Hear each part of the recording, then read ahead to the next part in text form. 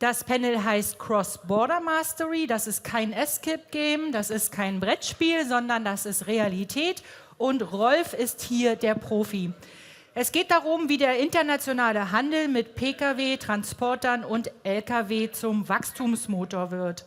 Welche Märkte bieten die größten Chancen und welche Erfolgsfaktoren sind im Cross-Border-Handel entscheidend? Rolf beleuchtet im Panel Cross-Border Mastery die zentralen Fragen des internationalen Geschäfts. Er ist CEO von Eurostocks. Das ist ein Unternehmen, das sich auf den internationalen Handel mit Fahrzeugen spezialisiert hat. Rolf gilt als erfahrener Experte im Bereich Cross-Border-Trading von Pkw, Transportern und Nutzfahrzeugen und moderiert regelmäßig Panels und Diskussionen zu internationalen Automobilmärkten. Auch hier bitte einen herzlichen Applaus für den supersympathischen Rolf.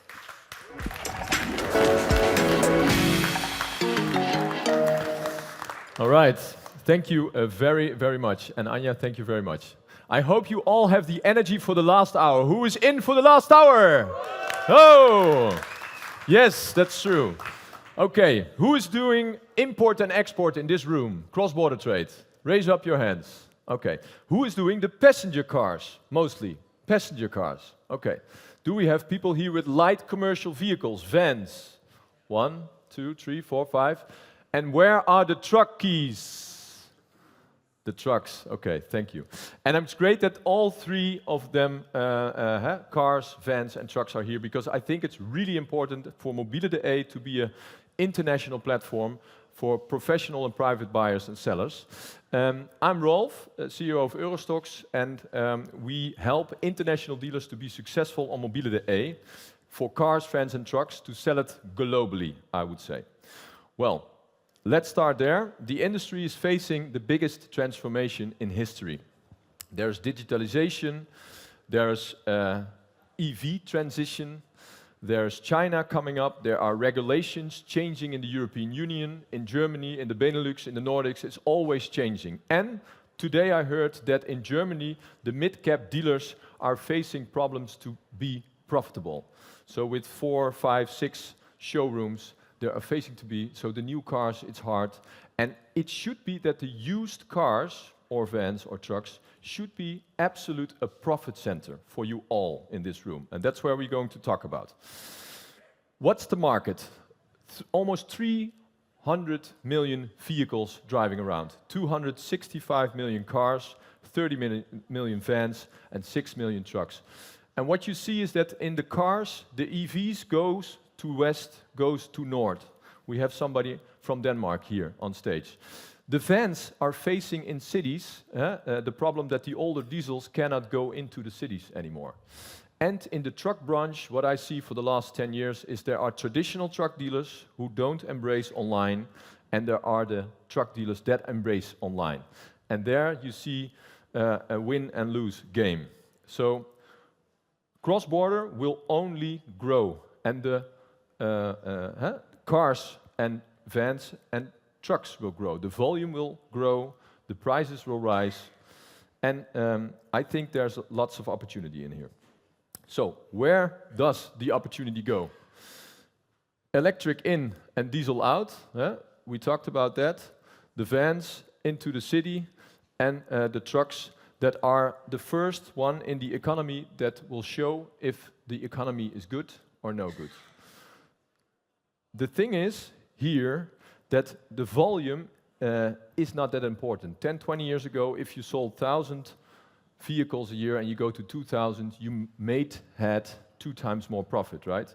That's not the game anymore. You need to be right on spot with timing.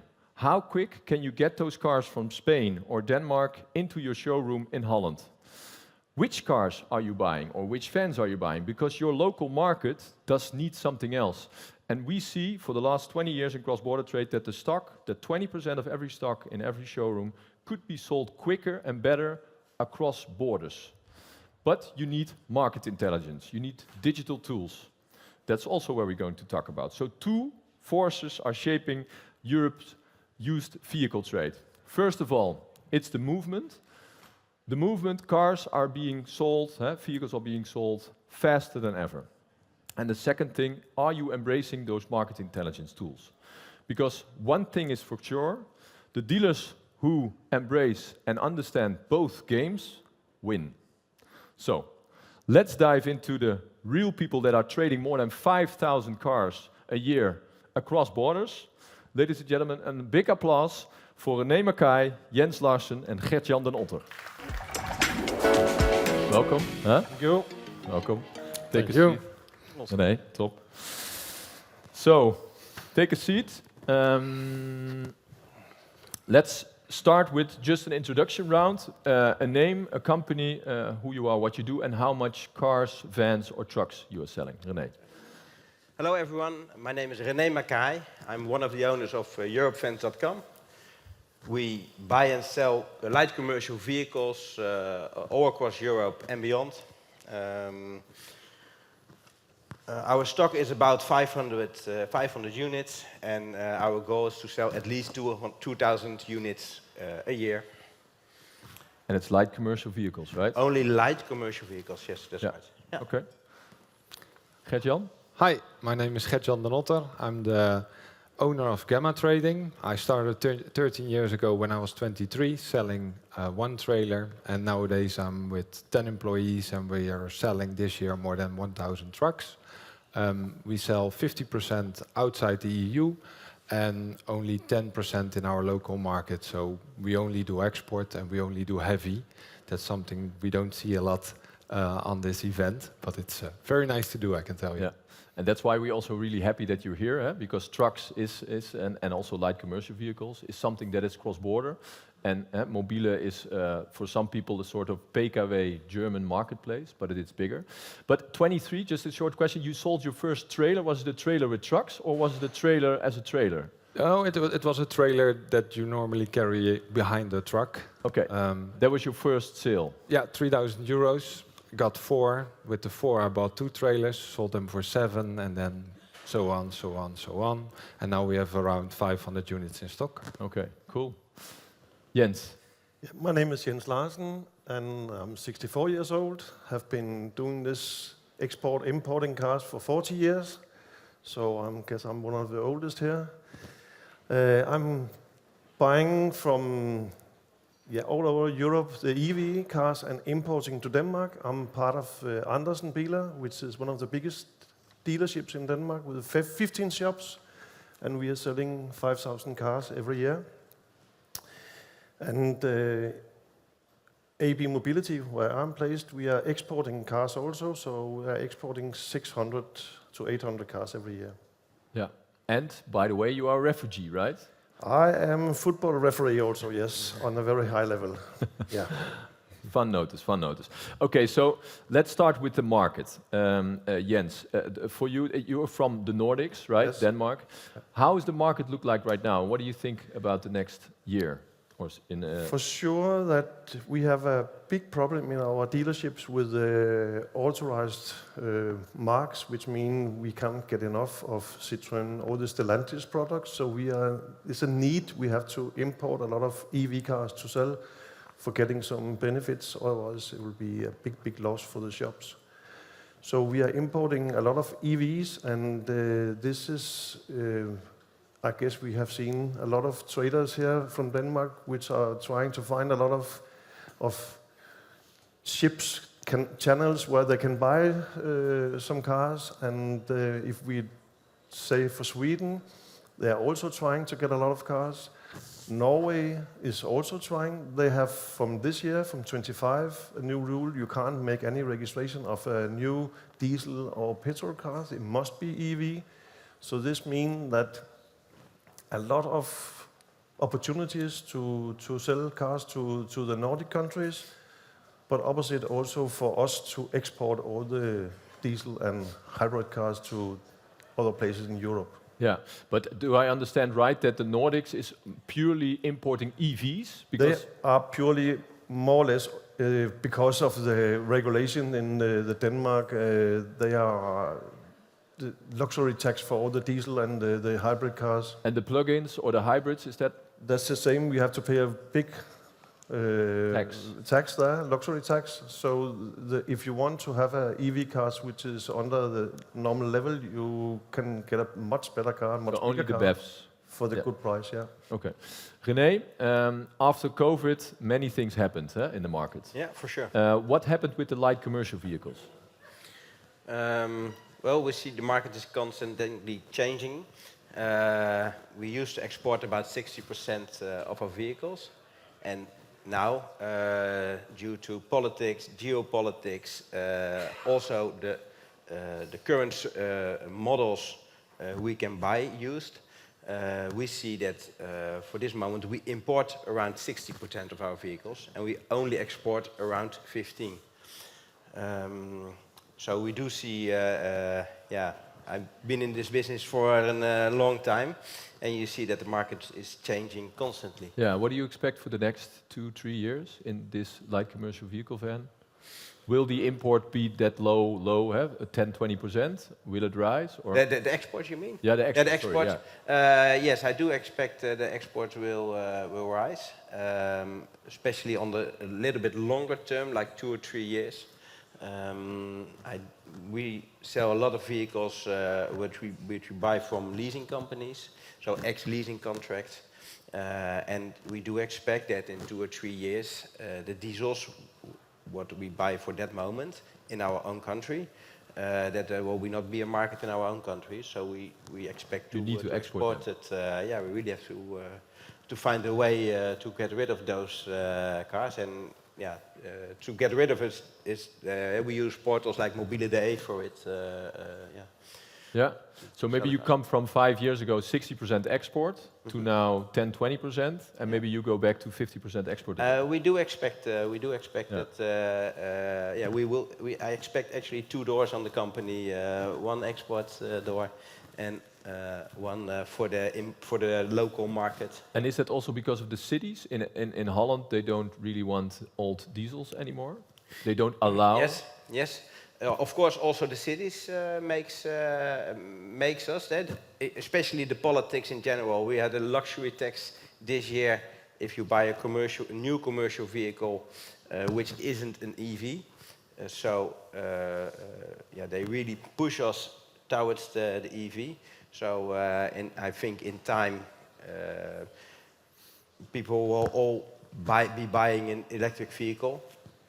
The electric commercial vehicle. What also is happening for the moment is that the pieces who came on the market like 3 or 4 or 5 years ago, which we are buying now, 80% are useless. We don't have. So you talk about electric vehicles, yeah. and that's the phase 1. The phase 1. Yeah. And if we see vans, and if we see the vans which people are buying now new, so they take it for use new. Those vehicles, you can really use it. So in 2 or 3 years, when they come back for the leasing, we do expect to have a lot of clients for it, and people are really getting used to it. Now they are a bit anxious for the residual value of the vehicle, and they are worried about the battery. Is it okay? But now with the inspections that we have, the state of the health of the battery, nobody would had expected the battery quality would be that high after the use. So now we see people are cautious to buy it, but we expect in 2 or 3 years. So you see a big difference in the phase 1 vans for 5 years old. They're almost, what's the value? Almost nothing, you said? But 10-20% of the new of the normal. Yeah. And then the ones who are now rolled out, they will be in a better. It's not all vehicles. We see there are certain vehicles. Do you have an example? Yeah, I do. If, for example, when you have the Opel Vivaro and you have the big battery pack, that is the 75 kilowatt. For this moment, we can sell electric vehicles if they are a famous brand, a brand people know, if it's fast charger, and the range has 300 kilometers or more. If it's a vehicle like that, we do have clients for it, and we already see that if we have such a vehicle like 3 or 4 years old, that the residual value is higher than a similar vehicle with a diesel engine. Oh, really? Okay. But it's that are really the sweet spots, because most of the vehicles, they have a range. If I see that range with my petrol car, I go to the tank station. And that's a full battery, so they're really useless. And the people who really can use it, they're like a flower shop or something like that. The market is that small, and the vehicles, there are so many vehicles. So that's a big problem. Gert-Jan, I told in my intro that the trucks is the first sign of the economy, right? If the truck prices go up, the economy goes up, and if the truck prices go down, the economy is going down. How's the economy today? Good question. Yeah, I think for sure the transport will show you how the economy is going, especially the chemical side of that, because that's where everybody's fabricated. But after that, we trade the trucks. At the moment it's steady, but it's in truck dealing, it's more like trends. You have the COVID trend, you have the war with Ukraine, so some cars can go up even in a downwards economy, and that can just simply stop at some point. Because there are other markets, or other things happening. Like for example, when the Houthis started shooting, the boats have to sail across Africa, so the boat prices went up, so the prices for Volvo went down. But normally a Volvo is a very steady price truck, and those are things that are quickly changing every time. But how can you adapt that in your shop? Do you read the papers, or what?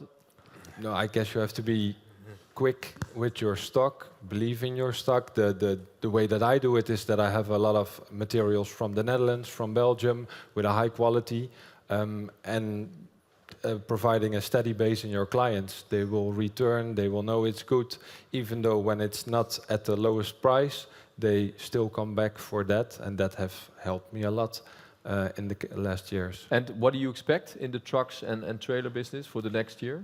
When Ukraine and Russia will still keep fighting, then Ukraine used to be a big market for us, at least one truck a day, then nothing will change. The economy in Ukraine for us has almost totally stopped.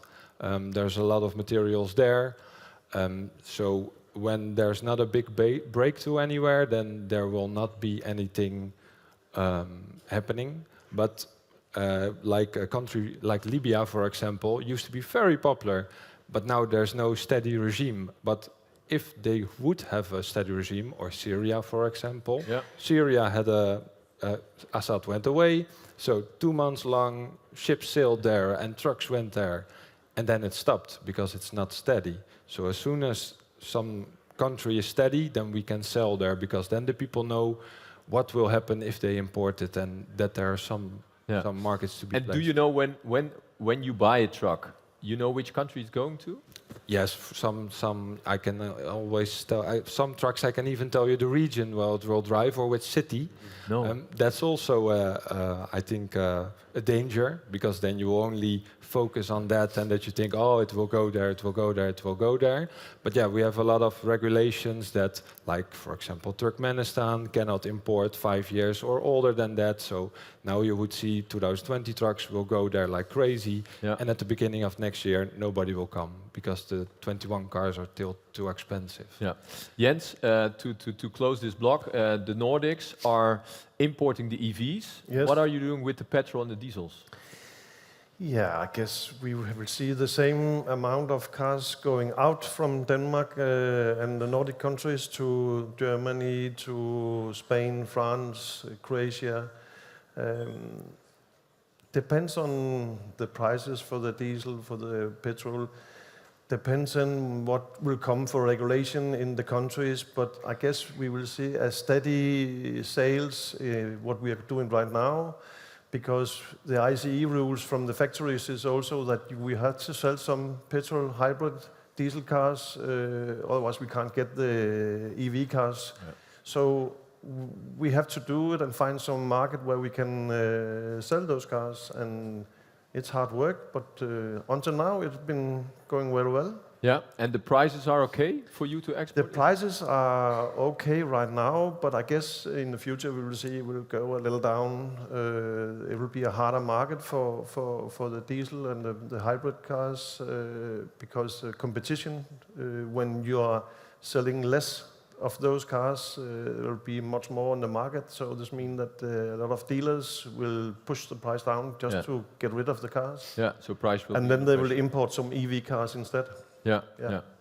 Okay, let's go to the next team. With cross-border has a lot of regulations, has taxes, has documentations, has KYC, logistics. René, first to start with you. How do you handle in your organization? How many people are working in Europe? About 15. 50 people. How do you handle 300, 400, 500 cars a year that go cross-border? That the paperwork, that the taxes, that everything is okay. Yeah, we are really, really firm about that because one mistake can lead to has big consequences. So before we even make before we negotiate with the customer, we already start making our filling our papers, like the VAT check and so on. If there's something not right, there's no deal. We are really, really. So before you offering a price, before you have the lead warmed up, you ask already, what's your VAT ID? I want to have your papers because it's in the vans and trucks. I think 99% B2B. Yes. So it's companies you're doing business with. That's right. You know, you want to know who the company is, and if there's one red flag, you don't do business. Yes, because the problem is with the cross-border trade, we don't reserve the vehicle without a down payment. Okay. So the vehicle, we see it as sold as soon as there is a down payment. But as from the moment the first euro enters the company, we want to be really 100% sure that everything is right. Yeah. And if not, there's no deal. And if somebody has a down payment of €1,000 and there's one red flag, you just book it back. In general, that couldn't happen because then the sales guy made a mistake. Yeah, and it's also he cannot send a confirmation without the full document. And your sales organization, there's no administration organization, is doing the work here. We do it ourselves. We do it ourselves, and it can be. It's also a part of common sense. If we do it, we always think, okay, what if we get questions about it? If we get from the Dutch tax authority questions about the trader, can we deliver normal-wise what they expect? Because we don't only export to a big company. That could also be a small carpenter living in Belgium, so you have to be sure that you do business with the person who comes and collects the car. Yeah, Gert-Jan, how are you selling the trucks internationally in process of cross-border trade?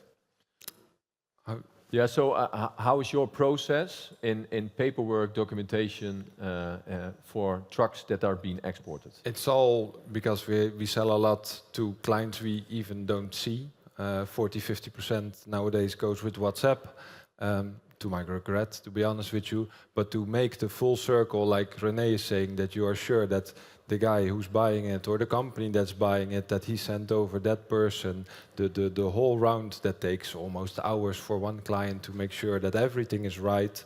And then you think you have it, and then the payment comes through and it's not from the correct country, and you need to send it back, or you need to start all over again, because why didn't it come from him and it came from him? And then you need to start checking him.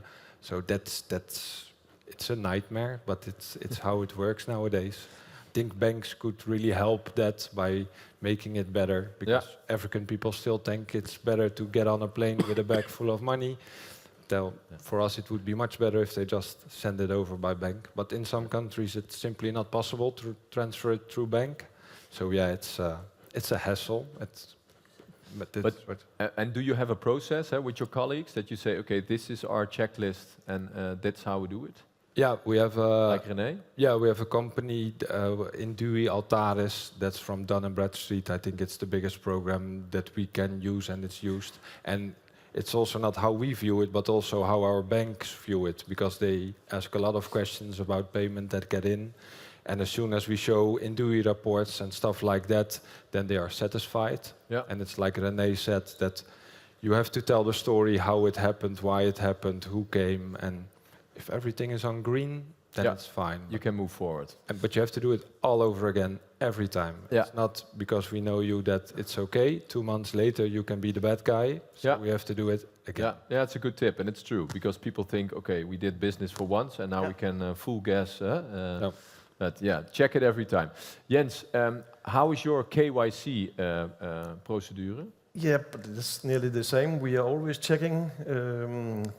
We are selling the cars, of course, and then we get the paperwork for the client, and we are checking the VAT number.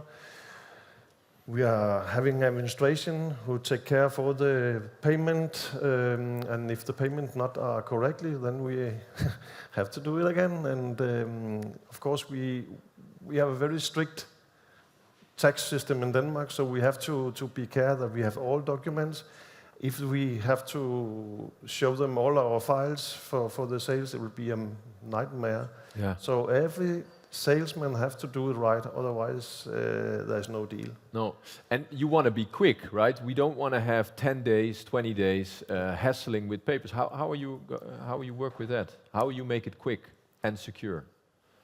You can never be 100%. So I am one of the old guys, so I'm always visiting my clients, I'm always visiting my buyers. So I know this is a old-fashioned way, but I have tried to be taking in my ass. This is not fun, so you lose a lot of money. Yeah. So it's better to be sure and to be safe all the time. So. Yeah. Always check and always do something paperwork before you are sending the cars. Yeah, and what I really hear from all of you is that you are the seller, you make the rules, and if the buyer don't like the rules, they buy somewhere else. Yes. Because you don't slip into their rules, right? No. Okay. If you can change something, Jens, you are the head of Europe. What would you change in this automotive industry to help cross-border trade? It would be very easy if we could have some digitalization for all the paperworks, which mean you have also the documents which you are having. If you're not having the COC, if you're not having the formal registration certificate, you can't. If you miss one document, it's a nightmare to get a copy, get a new one. So if we can have some rules, if we can find some documents in the cross-border digitalization, it will be much easier. Yeah. Gert-Jan, if you may make a wish. A wish. It's almost Christmas, huh? A wish would be that one Europe is exactly one Europe, and with that we would like a transit plate, because all the cars, I believe, get loaded up, but most of my trucks, they drive away from our office, and to find a number plate that fits on that must have a valid MOT, but if it's from a different country, if there would be a EU transit plate, that would be awesome, then it would be a lot easier, I guess. Yeah. We will follow too. René? For me, it's quite easy. We are one Europe. I think it's now more than ever that we do business with each other. But if you look at the taxes, they place the risk to the entrepreneur, and it's quite easy to make a solution if you deliver a good within Europe at a netto, so you don't charge a tax. You send it out. There's an orange light. If you wait until your buyer, within the term you had, let's say 90 days, they have 90 days the time to send it from his side. The orange light gets green, and you don't have the risk. If he makes a mistake, it's red. You have to pay the taxes. Yeah. Easy as that. I've told 10 years did this 10 years ago to the Dutch tax authority, and they say, "Yeah, I'm sorry, but we can deliver, but other European countries can't. So it's impossible to do it, and that's why we are checking you. And if you're not okay, you have to pay. Yeah. Yeah. And even Jens, in Germany, the most dealers want to have their Mehrwertsteuer paid, right? Yes. For you too? Yes. If you are 45 years in the business, you are a referee, you can make a red card or a yellow card, right? Yeah, but some of the dealers said this is impossible. You have to pay it in advance, and then you have to send the documentation for the CMR and maybe the registration copy of the registration certificate back to the German dealer, and then you get your money. Yeah. But of course, as René said, it will be much easier if you have a complete system which you could handle this. Within the European Union. Yeah, Which yeah. countries are easy for buying cars? In fact, Germany is quite easy for us because if you are dealing with some of the big companies, there's no problem. Also, Holland, Belgium, it's also easy because we know each other, and if you know them for many years, there's no problem. But some small dealers, which is the first time you're making a deal, I go to visit them, and they always said, yes, we can do it, but first time we have to pay the German Mehrwertsteuer, and then we can see next time. Yeah. And then you have to, okay, we will do it, no problem. And Gert-Jan, which countries do you sell with pleasure and with speed? All of them. No, with speed, Romania is a very big market for me, and they're kind of easy also with leasing from there. So they're buying from us with leasing. They're very flexible in that. But countries like Belgium for a truck is a nightmare if something has changed to it. But France, Spain, if you don't have a COC or if the truck is older, the COC doesn't exist. Right. I rather advise the client not to buy this one than to start the journey and get the hassle of, hey, it didn't work out, truck is already there, and stuff like that. And for you, René, which countries are great to buy and sell to in Europe? In general, we don't have any difficulties. It's a bit the same like Jens told. Because I do think the companies we buy matches our company. So to be honest, if I can make a good deal, but it's only a one-time deal and it's a small trader, I wouldn't start it up directly. So I always search for partners for the long term. And in that case, it can happen that they want in advance one time the VAT. We also have a situation where we still have to pay each time a deposit 500 euros. We do business for 10 years, but we still have to pay it because it is the system. Yeah. And it's also I see it as you're a guest in the country. If that's the system, you make the rules. For me, it's not a problem. With the registration of the vehicles, we also have that difficulty. With a commercial vehicle, sometimes it's not as basic like a normal passenger car. Like there's a box on it, or it has a tail lift, or a double cabin. And we don't have the COC like they have it in Germany or in other countries. So if you don't tell people in advance that we don't have the COC, yeah, it's like the owners register. They say, how can you not have it? Yeah, we don't have it in our country. Okay. And in some cases, we do advise people not to buy the vehicle. And to be honest, 9 out of 10 times is it our south neighbor Belgium. Yeah. That's incredible. Oh, really? Yeah. Yeah, we don't have any Belgian people in the room, right? No, that's a joke. I see hands. I know you were there.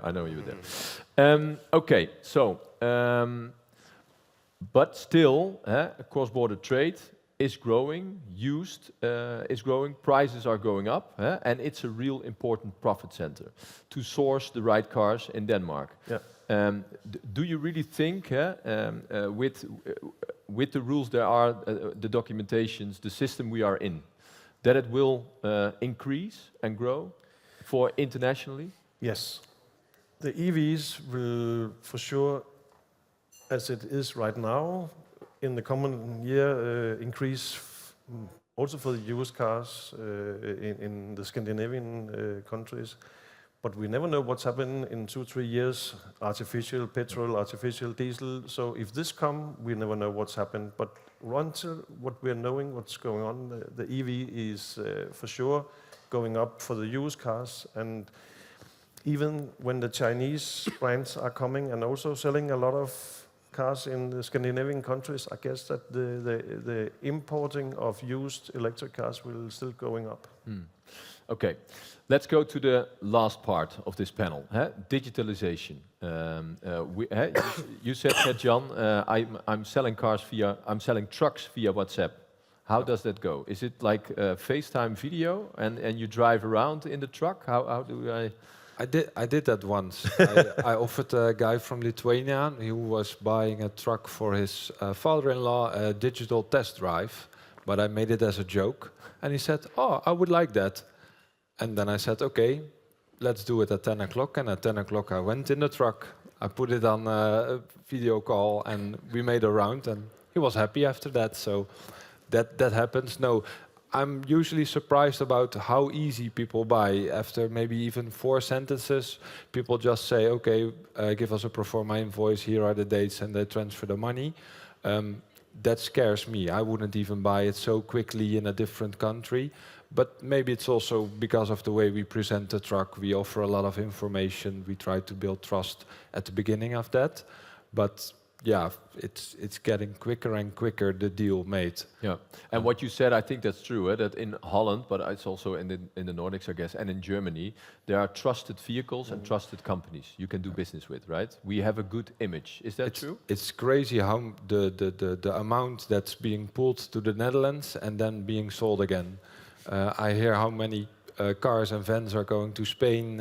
All the trucks are being pulled out of France to us, and then they go back again. And but can you make from a French truck a Dutch truck in image and then sell it for more to Spain? No, I wouldn't do it. That's why I only sell Dutch and Belgium trucks, a little bit German trucks as well.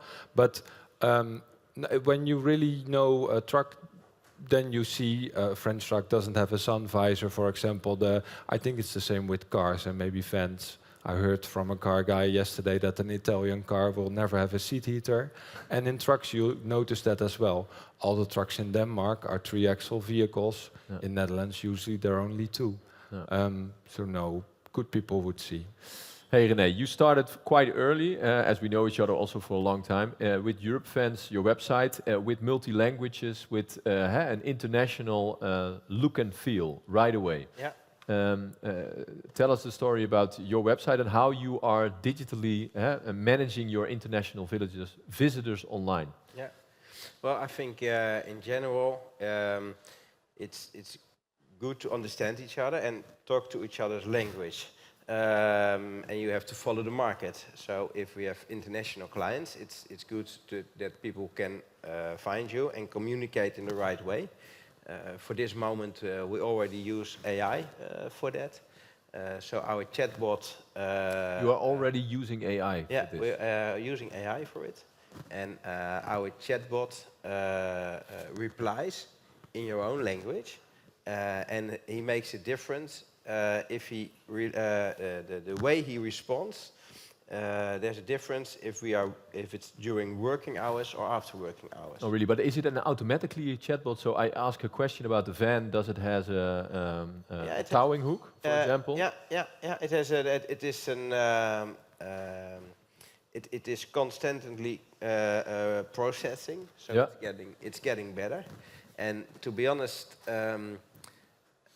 That's also one of the difficulties, because if you give it the full authority, I think in our business the AI is like a student, and with the knowledge for our business, which is really typical sometimes. Yeah, specific. It doesn't have the right knowledge, so you have to train it. But AI is much quicker than everybody. So we have. So if you start with the AI, you get a spin-off, but you also still need people to check it. Yeah. And those people needs to know how vans are. What the specifics are of those kind of vans. Yes, and you get the situation that somebody will give you a call and only speak Portuguese. and they expect, because the conversation, he really expects that you speak Portuguese. So sometimes it's also difficult, but I think it's... And what do you tell them? Just to be honest, we use a chat AI bot. Maybe you didn't believe it, but that's our virtual colleague. Yeah, normally we cannot come to that conversation because 9 of 10 times it stops, and they will ask somebody, or it goes over in WhatsApp. 9 of 10 we go. WhatsApp is the easy word, so we say like WhatsApp, okay, bon, merci, WhatsApp, and then we go communicate on WhatsApp. But I do think it's if you in business, it's easier if you understand each other, and the multi-language makes it that it's hard for us sometimes to understand. And I think AI will help us more and more to understand each other. For example, you now have the new AirPods. If you use them, and there's somebody from China before you, he speaks, they translate it automatically to your own language. So if you both use it, and you are already embracing it as a van trader. For sure. We are really anxious to try all the new things. Gert-Jan, because we have in time a couple of minutes left. How does it work when you know this truck is for Romania? Do you change your pictures, your image, your title, your text? Is that the titles have become longer over the years? You put your USPs in the titles for sure. Per country or per market? I cannot change it every time, but if I know it's interesting for Romania, then I will add the specific characters they want to see. Or for like Iraq, they would like a retarder. They would like a steel suspension in the front. So those are the things that you would put in there just to catch their attention. And for images, is that something you change on your second or your third image, which you will show because you know the market is keen on that? Yeah, but I always start with 6 general pictures and then go to the USPs. And you make videos, right? Can you tell short how does that video work? Everything that has an engine we video. And we don't do it with a slick camera, we do it with just a phone to really honestly show them. We start the truck, we push the pedal, just to make it as visible as possible and for the people not having to travel to see it. And it's something that everybody wants nowadays. So I would better hire a camera guy than a salesman, I guess, because I think every day, again and again, people ask us, can we have another video of this and a video of that? And to be honest, not the most fun thing to do, but it builds trust immediately. Yeah. Because and you upload it in YouTube, then you upload it in your stock management system, and we are uploading it on Mobile, right? Yeah. Jens, where are you looking for short? Because then we have a last round question. If you want, you see a car that's interesting for your market, where do you look at for the dealer that you say, okay, here I can trustly buy online? If I can buy a cheap car, I will surely know where to sell it also, because we have a lot of our own shops where we can put it in, or we have some small dealers which we are selling to. So it's something that you know from experience, where can we sell it, and also if we can buy it, where can we buy it, and for the right price. So last question. The room is still full. Thanks for that, everybody, for your attention. If you will start cross-border trade today, René, what will you do? What is your tip for the audience? Never think for the customer. Always, don't think for the customer. Make your own rules. Don't make your own opinion. Never judge the book by its cover. Always go into the contact to each other, ask what's the business about, and look in possibilities. Thank you. Gert-Jan. For me, it has always been honesty. In everything we do, we try to be as honest as possible, but especially cross-border trades, show it as honest as possible. If the seat is broken, make a picture of a broken seat, otherwise change the seat. Be as transparent as possible, and that helps me a lot. Thank you. Jens, you're the last one. always be transparent in what you're doing, always be honest, and always think if as a new guy, he have to know the rules for the VAT, for the tax, because otherwise in 3 months he's dead if he's not knows what he's doing. Ladies and gentlemen, give them a great applause. Thank you very much.